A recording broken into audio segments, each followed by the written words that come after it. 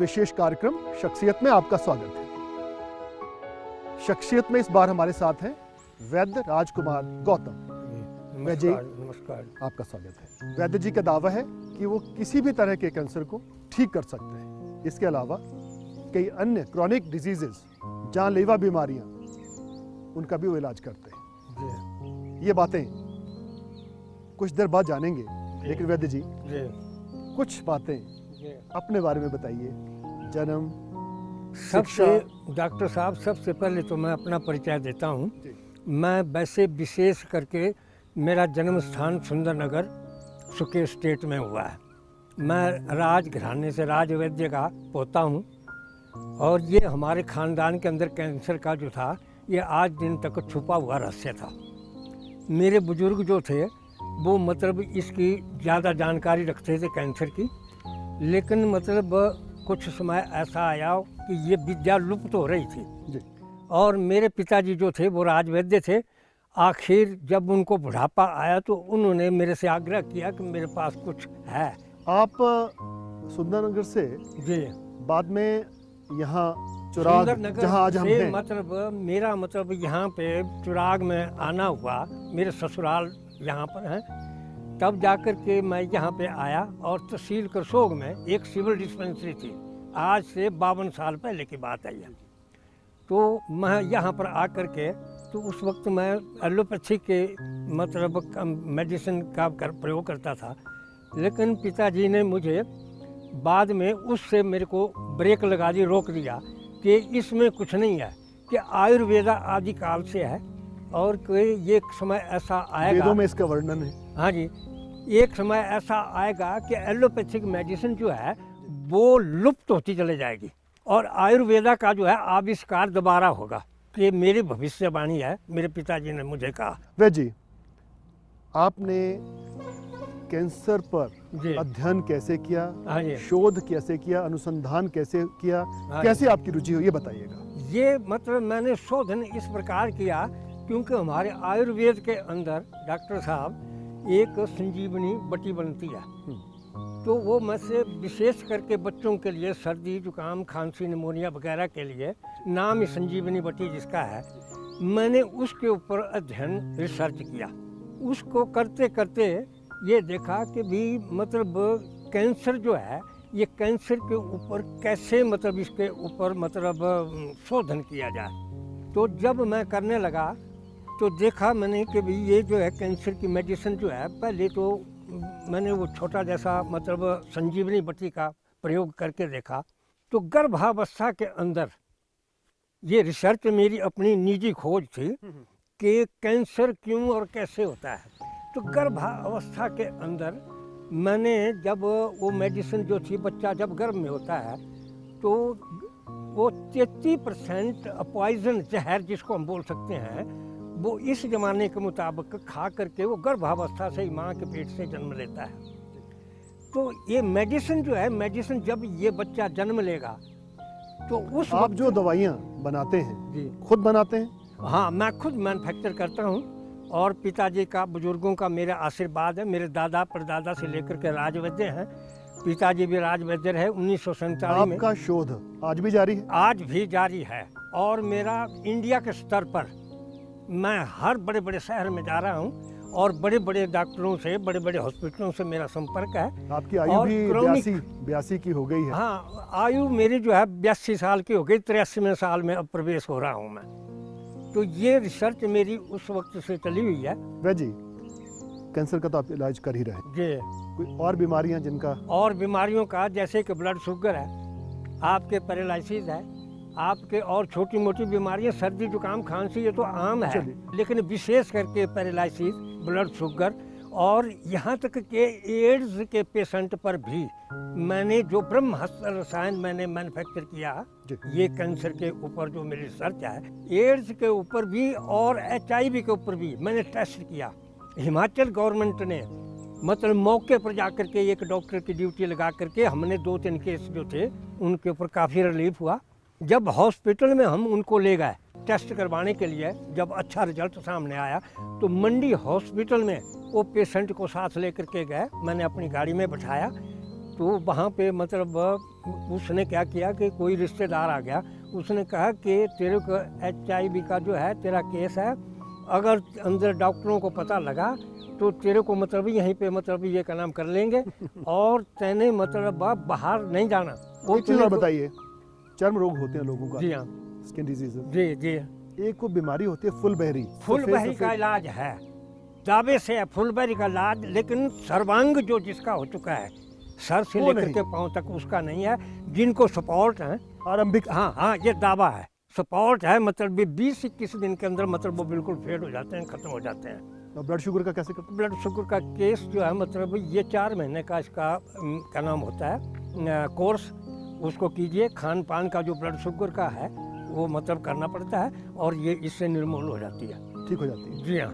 और कैंसर का मैंने आपके हैदराबाद, आपके बॉम्बे, आपके कलकत्ता, आपके मद्रास, ये दिल्ली और आपके मतलब चंडीगढ़ वगैरह, ये तो आम मेरे पास चलते रहते हैं, पेशेंट आते रहते हैं। पेशेंट आज दिन तक भी सैकड़ों पेशेंट मेरे पास कैंसर के आए, 4th स्टेज के, मेरे पास डॉक्यूमेंट्स है। मैंने एक मतलब आपकी दवाई हाँ, क्या महंगी है? महंगी इस करके है क्योंकि मतलब इसके लिए तो फिर जी आम आदमी कैसे लेगा, गरीब आदमी कैसे लेगा? महंगी इस करके उसका है, इलाज कैसे होगा? महंगी है इसका मतलब, ये महंगी इस करके है क्योंकि इसके लिए टाइम लगता है, बनाने के लिए टाइम लगता है, मेहनत बड़ी करनी पड़ती है। और बाकी का जो है मतलब अगर भारत सरकार प्रोत्साहन देती है कि मतलब कुछ जो खर्चा है उसका उसको उठाती है, मानती है, तो मैं मतलब मरीज जो है, गरीब आदमी जो है, उसको फ्री दूंगा। जी, आयुर्वेद बहुत बड़ी एक पद्धति है जी इलाज की, जी हाँ, लेकिन महंगी है। जी एलोपैथी में लोग जाना नहीं चाहते, कई बार आयुर्वेद को ही अपनाना चाहते हैं। जी। आयुर्वेद दरअसल है क्या?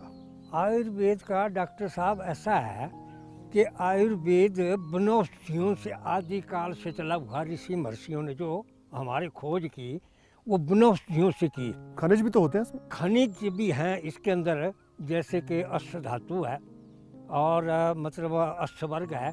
इस तरीके से ये जो है, ये धातु तो जमीन से पैदा होते हैं, लेकिन वनौषधि जो है ये मतलब जंगल की जड़ी बूटियाँ हैं। इसका आदिकाल से प्रयोग हो रहा है और हमारे ऋषि मुनियों ने सबसे पहले इन वनौषधियों का परीक्षण किया और इससे इलाज किया और इससे मतलब असंभव को संभव बनाया। चलिए, असंभव से संभव हुआ। आयुर्वेद की पहले उत्पत्ति हुई और एलोपैथी की बाद में हुई। वैसे एक चीज बताइए, हाँ जी, बहुत से वैद्य हाँ जी, नाड़ी देखकर जी बीमारी बता देते हैं। जी सूक्ष्म से सूक्ष्म जी जो टेस्ट होते हैं एलोपैथी में, जी। वो भी नाड़ी देख के बता देते हैं। ऐसा कैसे?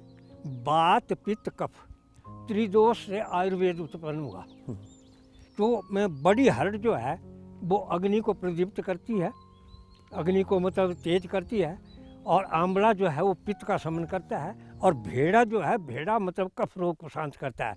तो बात पित्त कफ ये त्रिदोष से हमारे शरीर की रचना हुई है।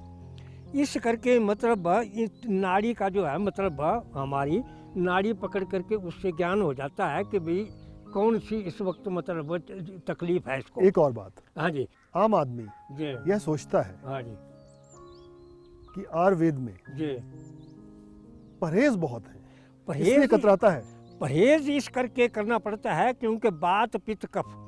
अब किसी को मतलब हम मतलब मिसाल के तौर बैंगन दे देते हैं, बैंगन की सब्जी दे देते हैं, तो मतलब या मूली दे देते हैं, तो मूली और बैंगन जो है ये गैस वायु जिसको बोलते हैं वो पैदा करते हैं। तो अब आदमी जो पेशेंट है, पेशेंट के अंदर मतलब वो वायु का विकार पहले ही है, तो वायु के ऊपर वायु जब डबल अटैक हो जाएगा उसके ऊपर, तो उसको बीमारी ग्रसित करती है। इस करके मतलब वो बात पित्त कफ को ध्यान में रखते हुए उसका मतलब उपचार करना पड़ता है, और वो आदमी फिर तभी ठीक होगा जबकि वो शमन होगा जो दोष बढ़ा हुआ है। अगर पित्त बढ़ा हुआ है तो हम आपके मतलब ये त्रिफला चूर्ण भी दे देते हैं। अच्छा, उसमें क्या है मतलब ये बड़ा आंवला है, बनारसी आंवला है, या आपकी बड़ी हर्ड है, या कफ है, तो इस 3 दोषों को बात पित्त कफ को शमन करने के लिए जी एक बात और, जी आमतौर पर जी मरीज को लगता है जी। कि आयुर्वेदिक पद्धति में इलाज बहुत लंबा है। लंबा तो ये करना पड़ता है, क्योंकि मतलब एलोपैथिक मेडिसिन जो है वो साल्ट है, एक मतलब उसके मतलब सार निकाले हुए हैं। हमारा आयुर्वेद जो है वो पंचांग, जड़ तना पत्ती फल फूल, ये पंचांग लेकर के मतलब हम उसको देते हैं, और मुंह के द्वारा मतलब वो पेट में जाता है, तो उसके लिए कम से कम मतलब 3 घंटे का टाइम लगता है। एलोपैथिक में नहीं, वो क्षार पहले ये नमक टाइप मतलब मुंह में डाला और वो पानी से डाइल्यूट करना, क्या है वो तो मतलब 2 मिनट के अंदर होता है। चलिए कैंसर की तरफ जी दोबारा मुड़ता जी। हूं। कैंसर का नाम सुनते ही हाँ जी व्यक्ति के जहन में तरह तरह के ख्याल आते हैं। हाँ जी जानलेवा है, हाँ जी माना ही जाता है कि इसका उपचार अभी तक नहीं है, पक्का जी, है। आप जी। दावा कर रहे हैं, किस स्टेज का कैंसर तक आप दावा करते हैं और किस किस तरह का कैंसर? ये डॉक्टर साहब ऐसा है कि मेरी आपसे प्रार्थना है कि इसका जो है मतलब इसका बड़ा लंबा चौड़ा है, मतलब चलिए संक्षेप में बताइए। संक्षेप में इसमें आपको ऐसा है कि कैंसर का इलाज संभव है, असंभव नहीं। आयुर्वेद के अंदर किसी भी स्टेज का आदमी आपके पास आ किसी, मेरे पास 4th स्टेज के आज दिन तक आए, जितने भी पेशेंट आज दिन तक, 82 साल की उम्र हो गई, 52 साल से 52 साल से। कहाँ से पेशेंट्स आ रहे हैं आपके पास? मेरे पास बॉम्बे से पेशेंट, इस हिमाचल प्रदेश के रिमोटेस्ट एरिया में बॉम्बे से पेशेंट आते हैं, कलकत्ता से पेशेंट आते हैं, दिल्ली, हरियाणा और विदेशों से आपके भी? मद्रास, आपके मतलब हैदराबाद, बेंगलोर, सारे मैंने अध्ययन किया इंडिया का। विदेश से भी आते हैं? है जी, विदेश विदेशों से भी मेरे पास 2-3 मतलब पेशेंट ऐसे आए जो कि मतलब अमेरिका कनाडा बोलते हैं, क्या उनका उपचार हो गया? हाँ जी हाँ, उनका मैंने किया। और वो मतलब वो दोनों डॉक्टर भी, और जो डॉक्टरनी थी वो कैंसर इंस्टीट्यूट में सर्विस करते थे कनाडा में, उनको ओवरी का ये क्या नाम कैंसर हुआ, उसका उपचार कराने के लिए मेरे पास वो पहुँचे। 3 दिन वो यहाँ पे मेरे टूरिज्म में ठहरे। मैंने उनको टेस्ट दिया, टेस्ट देने के बाद उनकी जब तसल्ली हुई तो मेरे घर में आकर के उन्होंने मेडिसिन ली और मतलब वो ठीक हुए। ब्रेक के दौरान आप बता रहे थे जी कि जिस स्थान पर हम खड़े हैं, हाँ जी, किसी जमाने में आप यहाँ जड़ियाँ जड़ियाँ नहीं डॉक्टर साहब, ऐसा है कि जड़ी की बात नहीं, ये कैंसर की मेडिसिन जो है इसको बोलते हैं कुप्पीपक रसायन। कुप्पीपक रसायन मैं आपको, यहाँ भेड़ बकरियाँ चरती थी? हाँ, यहाँ पर इस स्थान पर जो मतलब पाल जिसको बोलते हैं हम लोकल भाषा के अंदर, भेड़ बकरी वाले पालक जो होते हैं, वो उनके मतलब झुंड यहाँ आकर के रात को ठहरते थे और मेंगनी करते थे। तो आयुर्वेद के अंदर मेंगनी का जो है उसका मतलब ताप अलग है, आक का लकड़ी का ताप अलग है, और जैसे कि इमली है मतलब उसका ताप अलग है, पीपल की छाल का ताप अलग है, अग्नि जो मतलब है इसका, इसके अलग अलग हैं। तो वो मेंगनी यहाँ से मैं झाड़ू दे करके मतलब ले करके मैंने शोधन किया और मैंने कैंसर की मेडिसिन की मैन्युफैक्चर की, जिसके ऊपर मैंने ट्रायल किया। और मेरा दावा है आज भी, मेरा दावा है आज भी कैंसर का इलाज है। चलिए कैंसर का इलाज है। यहाँ वक्त हो चला है एक और ब्रेक का। वैद्य जी, आप लोगों के दुख हरते हैं, लेकिन एक बात का दुख टीस आपके मन में है। आपने कैंसर की अपनी दवा को लेकर डायरेक्टर जनरल ऑफ पेटेंट्स के यहाँ अप्लाई किया था, उसका नतीजा आज तक नहीं निकला, क्या कहेंगे? इसमें डॉक्टर साहब ऐसी बात है कि 2008 के अंदर मैंने अप्लाई किया पेटेंट के लिए। तो पेटेंट जब वहाँ पे फाइल पहुँची तो उन्होंने मतलब मेरे से इसकी डायग्नोज की मतलब ये फीस भी ले ली, लाइसेंस की फ़ीस भी ले ली और एग्जामिनेशन की फ़ीस भी ले ली। 2008 के अंदर मतलब भाई ये पेटेंट का अप्लाई किया, तो 5 साल के बाद तक उन्होंने मेरे से कोई भी बातचीत नहीं की और ना मेरे को लिखा पढ़ी की, इंटरनेट पे दे दिया। उसके बाद फिर मैंने उनसे रिपीट किया कि भाई मतलब आप मेरे को बताओ कि मैंने क्या खोया क्या पाया। जो मैंने पेटेंट के लिए अप्लाई किया हुआ है उसका ना एग्जामिनेशन है ना कुछ नहीं है। आपने सारी औपचारिकताएं पूरी कर दी थी? पूरी, मैंने पूरी कंप्लीट उनके कहने जो के उनके मुताबिक, रिक्वायरमेंट्स, जी हाँ, उनके कहने के मुताबिक मैंने पूरी कंप्लीट फाइल करके दी और 2 बार उन्होंने मेरी फाइल वापस की। फिर मतलब उन्होंने जब तीसरी बार फाइल उन्होंने मंगवाई, फिर कहा कि भी अब आपका पेटेंट फाइल बिल्कुल कंप्लीट है। फिर उन्होंने फीस का पैसा लिया और मेरे लाइसेंस का पैसा लिया, जिसकी कंप्यूटर द्वारा उन्होंने मेरे को रसीदें दी। आप क्या कारण मानते हैं कि अभी तक पेटेंट नहीं हो सकी आपकी दवा? इसका कारण यही हो सकता है, मैंने वैसे उनको एक रिमाइंडर दिया, उन्होंने कहा कि हमारे पास स्टाफ की कमी है। तो फिर मैंने उनका जवाब दिया कि स्टाफ की कमी है, 7 वर्षों से क्या स्टाफ की ही कमी है? स्टाफ की कमी है, ये उन्होंने मेरे को जवाब दिया, मेरे जो मैंने उनको रिमाइंडर दिया। लेकिन मैंने कहा ये तो आपका निजी मामला है, इसके विषय में हम कुछ नहीं कहेंगे। लेकिन मेरी उम्र 82 साल की हो चुकी है, मैं बूढ़ा हो गया, मैंने सारी ज़िंदगी इस रिसर्च पर लगा दी, कैंसर की मेडिसिन के क्या ऊपर। आपने कभी हिमाचल प्रदेश के स्वास्थ्य विभाग या फिर डायरेक्टर जनरल ऑफ पेटेंट्स, हाँ जी, इनसे कभी बात की, कभी खुद दिल्ली जाके बात की, कभी किसी मंत्री से मिले? देखिए इन्होंने मेरे को 9/7/2014 की लास्ट डेट दी, जो एलिगेशन इन्होंने लगाया, पहला एग्ज़ाम जो हुआ वो इंटरनेट पे दिया उन्होंने, उसके ऊपर 9/7/2014 की लास्ट डेट थी कि इसके अंदर मतलब ये एलिगेशन जो हैं इसका जवाब दो। वो सुप्रीम कोर्ट के वकील द्वारा, मेरे साथ थे, उनके भी पेशेंट था, वो उन्होंने मतलब मेरे को सुप्रीम कोर्ट की लैब में लेकर के गए, वहाँ से ये 3-4 इकट्ठे होकर के वो सारा हल कर दिया उन्होंने। जो जवाब एलिगेशन लगाए थे, एक एक का जवाब पेटेंट वालों को उन्होंने दिया। उसको साथ लेकर के हम 6-7 आदमी थे जो मेरे बैच के थे, जो काम करते थे मेरे साथ, हम पेटेंट ऑफिस में गए। जब वहाँ पे गए तो उस वकील ने कहा कि भाई ऐसे ऐसे, मतलब फ़ोन पे बात की डायरेक्टर से कि भाई ऐसे ऐसे हम आए हुए हैं, आपने परसों की डेट दी है जवाब की, तो हम आपको 2 दिन पहले जवाब देने के लिए हिमाचल प्रदेश से आ चुके हैं। उन्होंने हमारे को ये जवाब दिया कि आप ऐसा कीजिए कि हमारे ऊपर आना अलाउड नहीं है। नहीं, फिर आप ये बताइए कि हुआ क्यों नहीं अभी तक?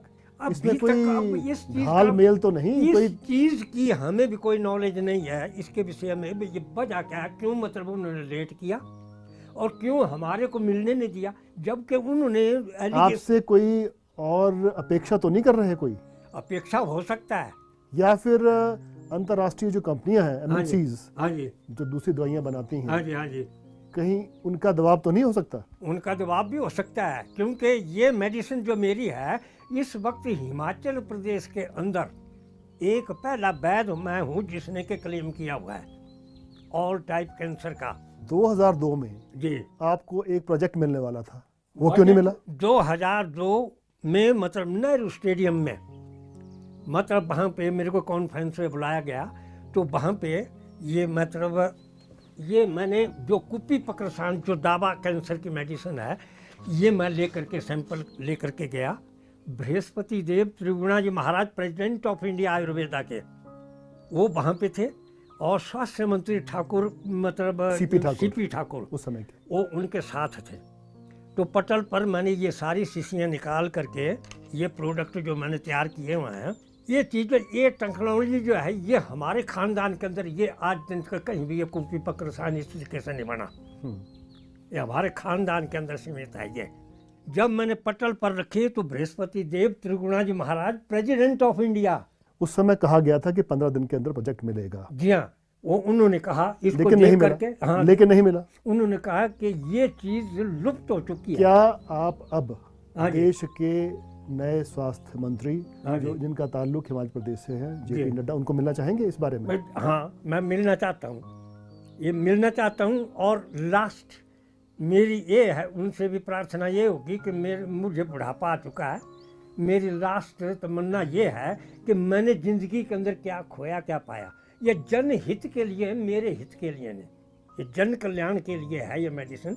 और अगर इसके अंदर सरकार मेरे को मतलब प्रोत्साहन देती है, या जो मेरी डिमांड है, जैसे कि एक्स्ट्रा प्लांट है, लैब है, मतलब वो सरकार देती है, तो मतलब मैं इस मेडिसिन को मैन्युफैक्चर करके जनहित के लिए, गरीबों के लिए फ्री रेट दूंगा। आपका जी, इस समय हाँ जी, जीवन के इस पड़ाव में जी, क्या लक्ष्य है? लक्ष्य यही है, लक्ष्य यही है कि एक बार ये मेडिसिन जो है, ये मेरी टेक्नोलॉजी मेरे साथ ना जाए, ये जनहित के लिए काम आए और इसको लेने के लिए मतलब आगे। इसको आप एक लड़ाई के रूप में ले रहे हैं? हाँ, ये मेरी है। ये अब 82 साल की उम्र हो गई, उम्र का तकाजा है, आंखें भी जवाब दे रही है, चलने फिरने से मतलब विरहित हो रहे हैं। तो आज दिन तक ना गवर्नमेंट ने इस तरफ ध्यान दिया। अब वहाँ से मतलब प्रोजेक्ट की बात की, बृहस्पति देव त्रिगुणा जी ने कहा। हम ये आशा करते हैं जी कि आपका ये प्रोजेक्ट जी सफल हो जी और पेटेंट आपकी दवा को मिले, जी लोग लाभान्वित हों, जी बिल्कुल तंदुरुस्त हों, जी आपके उपचार से ठीक होकर जी। जाएं, ऐसी हमारी आशा है। हाँ आपने ईटीवी के साथ खास जी। बातचीत की, इसके जी। लिए आपका बहुत बहुत धन्यवाद। आपका बहुत बहुत धन्यवाद। आपका भी। और मेरी ईटीवी से प्रार्थना है कि इस मेडिसिन को जनहित के लिए मतलब ये पहुंचनी चाहिए।